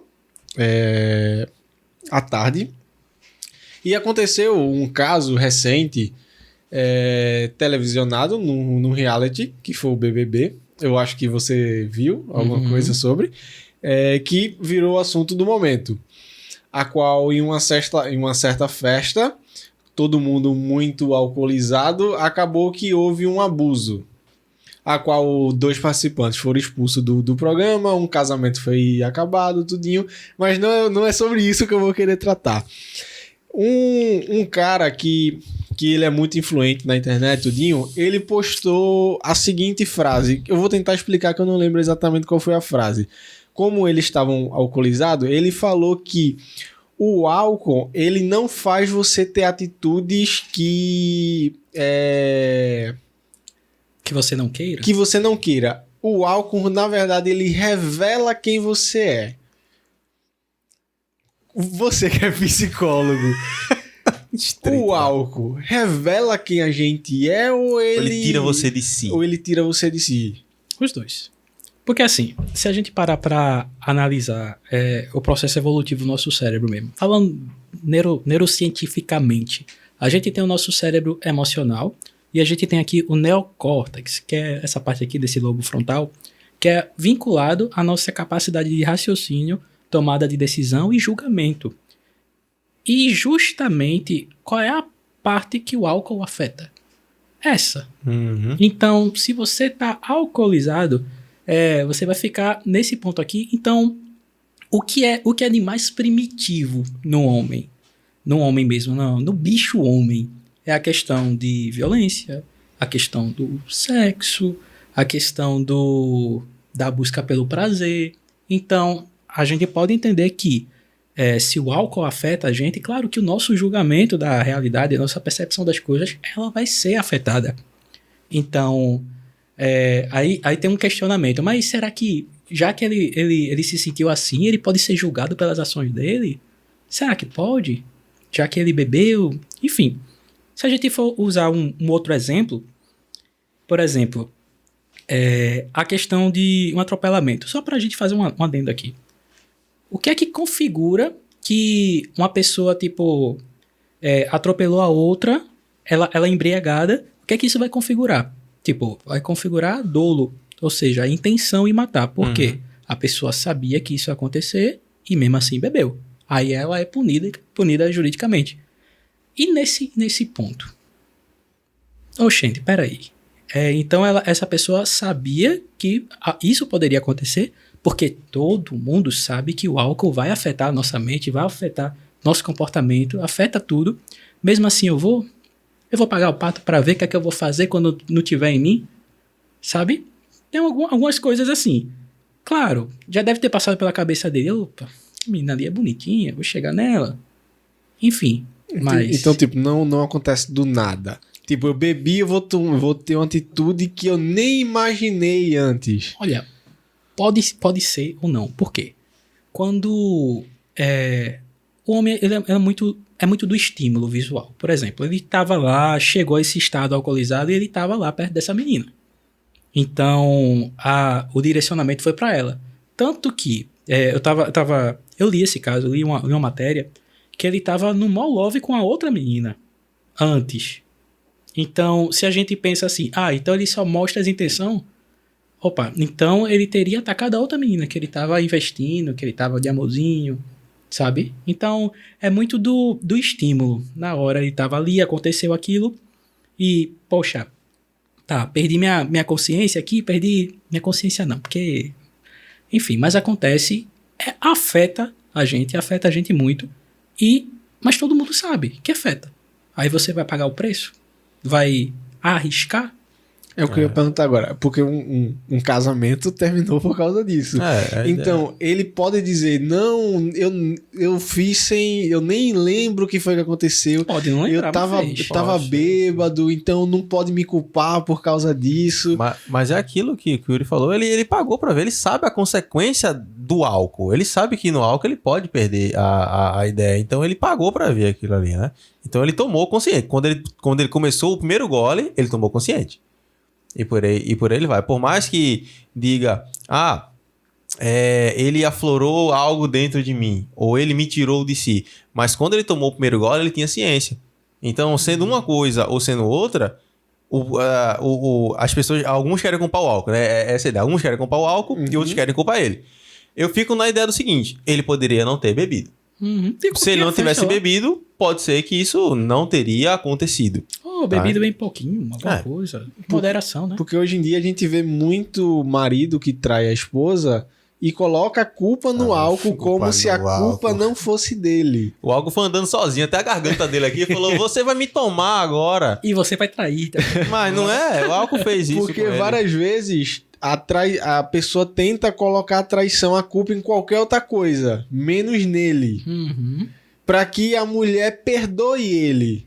Pense, de fato, ele não teve culpa, eu vou perdoar ele, tudinho.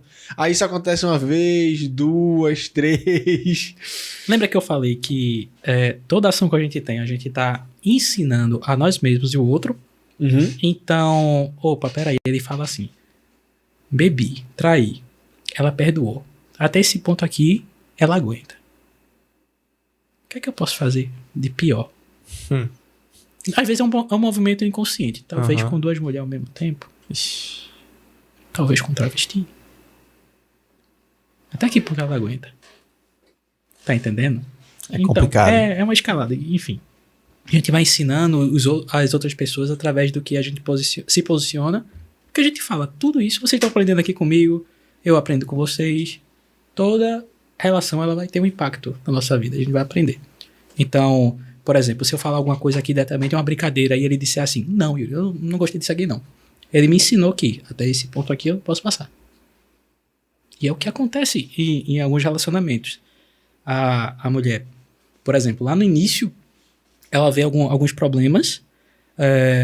Vamos lá, mas isso aqui é uma besteira. Isso aqui é besteira. Uma mentira. Oxe, tá lá curtindo foto de mulher de biquíni no Instagram? Não, besteira. Tá vendo pornografia? Besteira. Traiu. Nunca pensei. Como não? Os sinais já estavam todos lá. Já tava lá, tudo claro. Tá entendendo? Então, é isso. É questão de se posicionar e... Enfim. Muito bom. Vamos lá. Temos bem pouquinho tempo agora. Pouquinho tempo? Já... Tá. Sofri em um relacionamento abusivo e não consigo mais confiar em ninguém. Como é que eu faço pra resolver isso? Seria o trauma, né? Eu acho, né? Eita, isso é tão profundo, gente. É mais profundo do que parece. Que é muito simples a gente pensar. Nossa, eu sofri no relacionamento, por causa disso, eu não quero outro. Tá, mas tem muita coisa embaixo. Vamos lá. Uma pessoa que sofre numa relação abusiva, ela sofre de algo chamado culpa inconsciente. O que é isso, Yuri? Culpa inconsciente. Vamos lá. Ela tem raiva de alguém. Muita raiva, muita raiva, muita raiva. Aquele fulano, não sei o quê. Eu fui muito besta de estar naquela situação, de ter me permitido passar por aquilo. Pessoal, deixa eu dar um exemplo aqui. Eu tô com raiva dele. Mas é eu que tô sentindo. Sentindo aqui. Tá doendo em mim. Tu tá sentindo alguma coisa? Não. Como é que essa raiva é dele se eu tô sentindo? Essa raiva é de mim pelo que eu me permiti passar.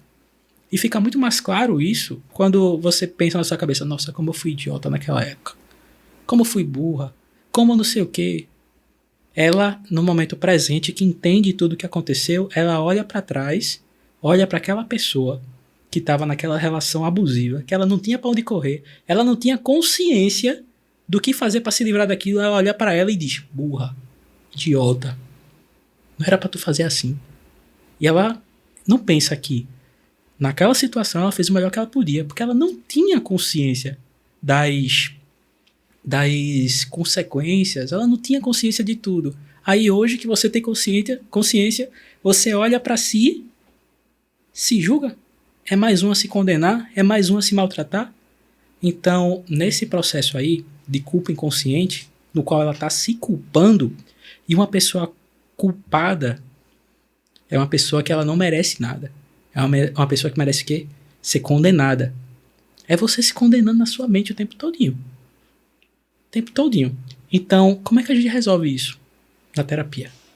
Como é que a gente resolve? A gente faz o processo de auto-perdão. Como assim, Yuri? Porque essa raiva do outro, que leva a essa culpa inconsciente, ela está vinculada à raiva de si e à culpa de si. Então, peraí. Se aquela pessoa lá atrás estava sofrendo, mas ela não tinha noção das coisas, eu posso realmente culpar ela? Se a gente vê um bebê que faz uma besteira, o bebê vai e derruba isso aqui tudinho. A gente vai ficar chateado. Mas a gente vai dar uma surra no bebê, não sei o quê, que não tem consciência de nada. Então por que a gente olha pra gente e pra trás, sem as informações, sem a consciência das coisas, e se culpa? Se condena? Aí o que eu faço no processo? Aí que a hipnose é boa pra ajudar.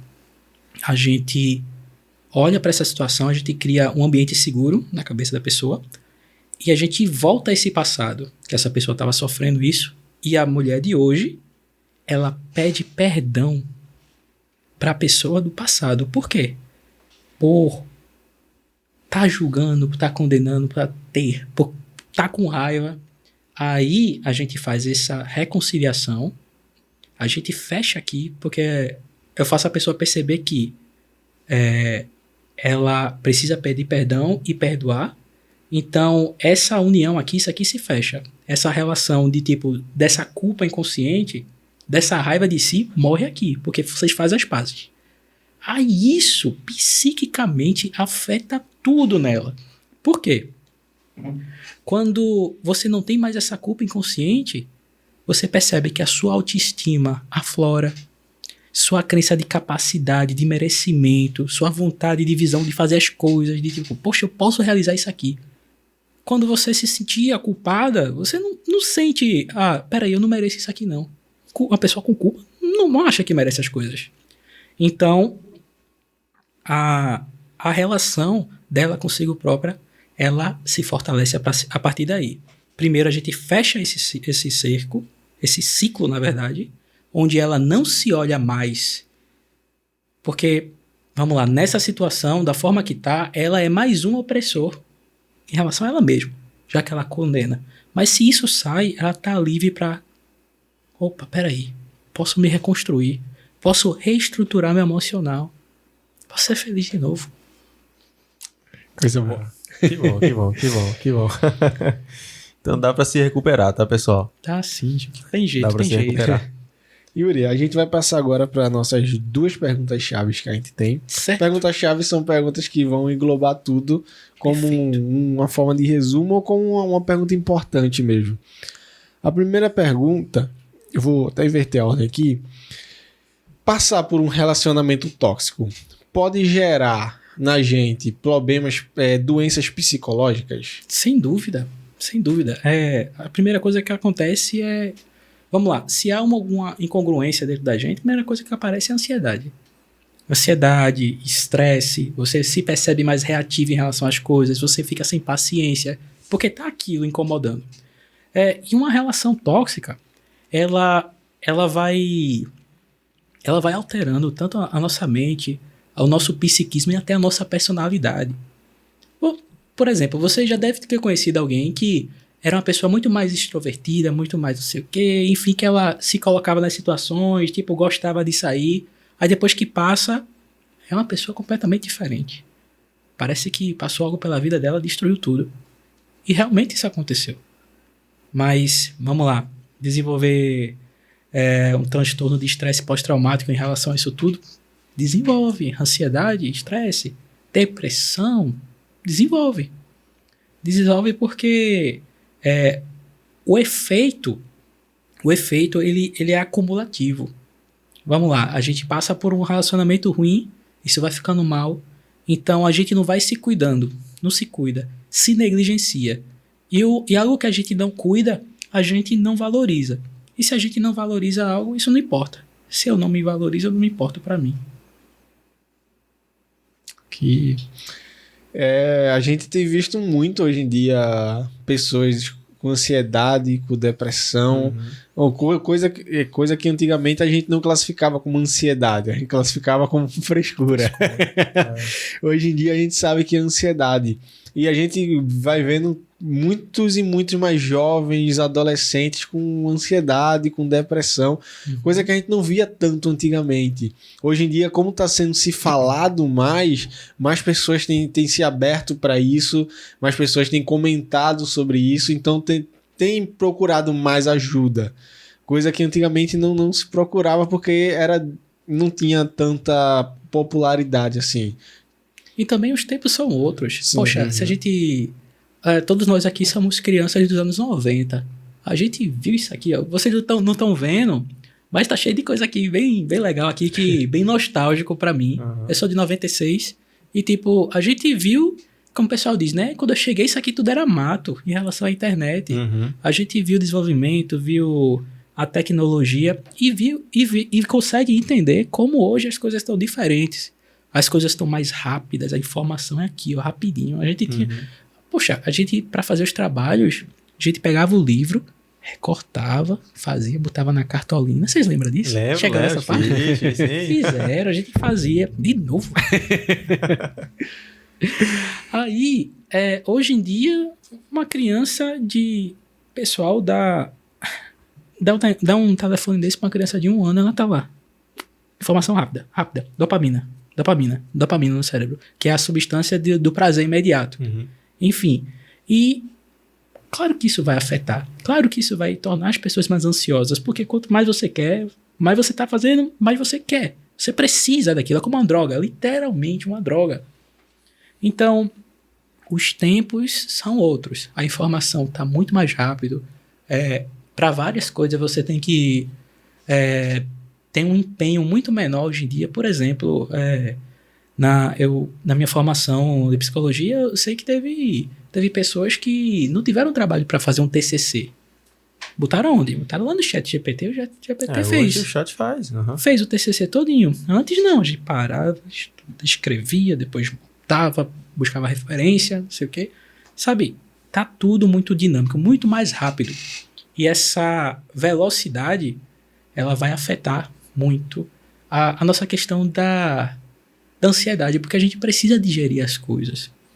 Às vezes, eu até me pego assim, tipo, tô muito ocupado, aí pego um áudio, vou estar no 2, né? Pra ouvir rápido. Tá, isso gera ansiedade. Enfim, é um problema do tempo. De hoje em dia. E vai ficar pior. É isso que eu ia te perguntar. Então, a tendência é que isso venha a piorar. Piorar porque as coisas estão ficando mais tecnológicas, estão ficando mais fáceis. A cultura do construir, do esforço, isso tudo tem sido jogado fora. Hoje em dia a gente está na era da desconstrução. A gente desconstrói tudo para que tudo se torne mais fácil. Para que esforço? Não. Vamos tornar as coisas mais rápidas, mais afiadas, enfim, sabe? Só tende a piorar. Essa é a minha previsão pessoal. Yuri, última pergunta pra gente encerrar aqui. Tá bom, tá gostoso. O tempo passou muito rápido.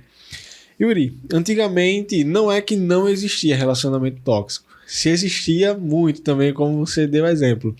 Mas porque de uns tempos pra cá esse termo começou a ser mais usado, a gente começou a escutar mais sobre isso, tem profissionais agora tratando sobre isso, porque de uns tempos pra cá isso começou? Está intimamente relacionado ao desenvolvimento da tecnologia. Se a gente for parar para pensar nos últimos 15 anos, que foi o desenvolvimento da internet e o acesso à informação, as coisas ficaram muito mais fáceis de, poxa, isso aqui, identificar como tóxico. E também a gente consegue ver como é que eu posso dizer? umas mudanças sociais também, de tipo, umas mudanças motivadas por algumas revoltas, alguns movimentos até de vertente mais política, de tipo, não, peraí, eu tenho que me priorizar, eu tenho que fazer, sabe, muita coisa, tá entendendo? Então, há muito, é muito do acesso à informação e da revolta, porque assim, se a gente olhar para esse ponto da revolta, a gente percebe que mulheres principalmente, por muito tempo, a questão do prazer, a questão... se a gente parar para pensar, tudo foi bem depois. Direito ao voto, direito ao trabalho, a questão do próprio prazer feminino era algo que... Enfim, tem países que é impossível, a mulher não pode ter prazer. E quando a gente olha para hoje, a gente vê que teve várias conquistas femininas de conseguir realizar bastante coisa, e muito do que estava escondido apareceu. Por exemplo, essa questão que a gente trouxe aqui para você, sobre as relações abusivas no contexto cristão. Isso ainda vai estourar com muita força. Porque assim, a geração de hoje, ela está mais preparada em relação à instrução. Você não aprende as coisas, você não busca se você não quiser. Você não vai passar mais 20, 30, 50 anos com cara abusivo, não. Só se você for mais velha, enfim. É tão triste isso. Mas, poxa, as coisas mudam e a internet ajudou muito nisso. Ajudou nisso. E esse tempo trouxe à tona essa temática, que às vezes algo precisa aparecer para que as outras pessoas se identifiquem e olhem, opa, lembra quando eu falei que uma pessoa que ela não tinha informação sobre um relacionamento com narcisista, um relacionamento abusivo, ela não ia conseguir identificar. Mas se, vamos lá, tá ali minha esposa. Minha esposa é uma referência para várias pessoas, para meninas da igreja, enfim. Se ela começar a falar de um ponto específico, outras meninas vão querer saber disso. E elas vão entender, opa, peraí, então isso é errado? Então isso aqui é uma coisa ruim? Aí a mente vai se abrindo. E as coisas vão acontecendo. É questão da influência mesmo, né? Bacana. E acesso à informação. Fui eu agora? Não fui eu. Ah, tá. Não, até eu bati hoje aqui também. Yuri, pode falar. Oi? Pode falar. Não, pode, mano. Acho que a gente ia fazer a mesma coisa. Yuri, foi muito bom o papo, cara. Agradecemos demais. Vamos estar nos encontrando agora dia 29, né? Lá na premiação. Descobriu também que você ganhou lá o prêmio, não foi? Isso. Qual foi a tua premiação? Hipnoterapeuta. Hipnoterapeuta, tá vendo? Que massa. Que massa. Tinha muito psicólogo. Eu, não, vou por aqui mesmo. Então, lá no dia 29, a gente vai estar lá naquela noite recebendo nosso prêmio, né? Que, graças a Deus, conquistamos também. Isso aí. Então, Yuri, muito obrigado por estar aqui Tamo hoje. junto. Muito bom, cara. Muito bom. Yuri, considerações finais? Bem, meus queridos, queria agradecer primeiramente a Deus, né? Pra gente estar aqui, ter esse momento tão bom, tão gostoso. Foi tão tranquilo, né? Eu achei que ia ser mais pesado, quando vocês falaram. A gente vai pros pontos mais... Aqui é tranquilo. Mas foi tranquilo. Agradeço a Deus pela vida dos irmãos também, ter me convidado. Minha esposa tá aqui comigo. Vem cá, amor. Vai aparecer? Vem, Melissa. Vem cá. Vem cá, ó, aqui ela ainda vai ter uma oportunidade legal ainda. Rapaz. Vem cá. Aparecer ali também. Essa aqui é minha esposa, gente. Coisa linda da minha vida. Olha aí. Viu? Se ela ficar desse lado de cá, ela aparece legal. Aparece legal? Aparece aí, vida. Pronto, cadê?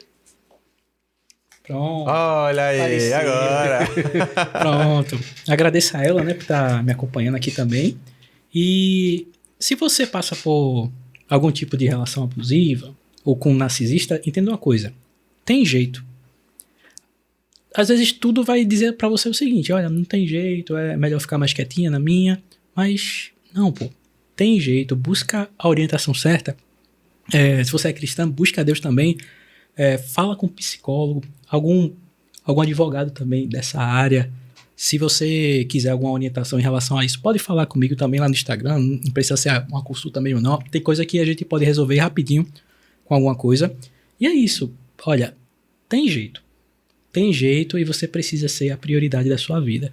Se você não se cuida, você não vai conseguir cuidar de ninguém. Tá entendendo isso? Leva pro coração. Em nome de Jesus. Tá bom? É isso, meus queridos. Amém. Amém, Yuri.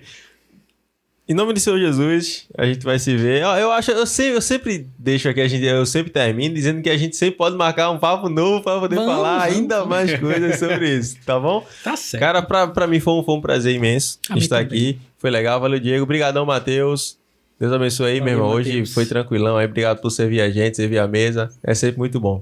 Beleza? Show de bola. É isso, pessoal. Obrigado. Você que está até aqui, nos ouviu. Novamente, se você precisar de ajuda, fala com o Yuri pelo amor de Deus, tá? Não perde tempo, a rede social Tem dele jeito, tem jeito. tem jeito, tá? Vai aqui ó, na descrição do vídeo, tem lá o contato do Yuri, vai lá no Instagram dele, conversa com ele, fala, porque isso é muito importante. Talvez seja muito urgente para você. Deus pode ter dado esse podcast para você. Você já parou para pensar nisso?